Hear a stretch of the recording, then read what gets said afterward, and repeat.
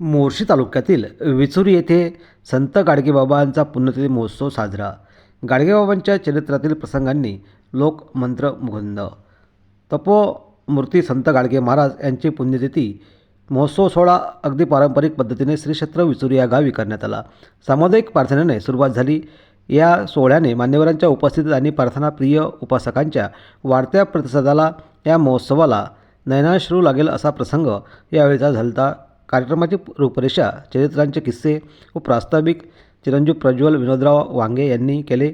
गाडगे महाराजांचा धावता प्रवास आणि कर्जाने झालेली फजिती व एकांती राणीवनी न जाता जनसमूहातच त्याग तपश्चर्या गाडगे महाराजांनी केली असे ते यावेळी म्हणाले.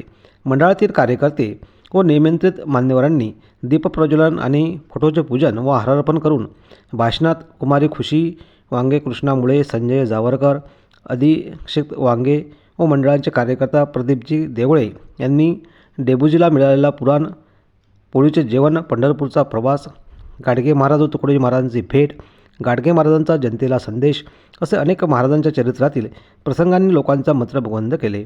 विकास वांगे, प्रज्वल हिरडे, नितेश साव, विलेश वांगे, सुरेंद्र भुजाडे, रामरावजी देवरे, ज्ञानेश्वर मेश्राम, पार्थ साव, आराध्य वांगे, दीपाली हिरडे, तन्वी कावळे, मनश्री वांगे व श्री गुरुदेव बाल महिला पुरुष सेवा यांनी नियोजन व आयोजन घडवून आणले असून अतिशय क्रमवार व शिस्तबद्ध कार्यक्रम केला. श्रद्धांजली व जयघोषाने कार्यक्रमाची सांगता करण्यात आली.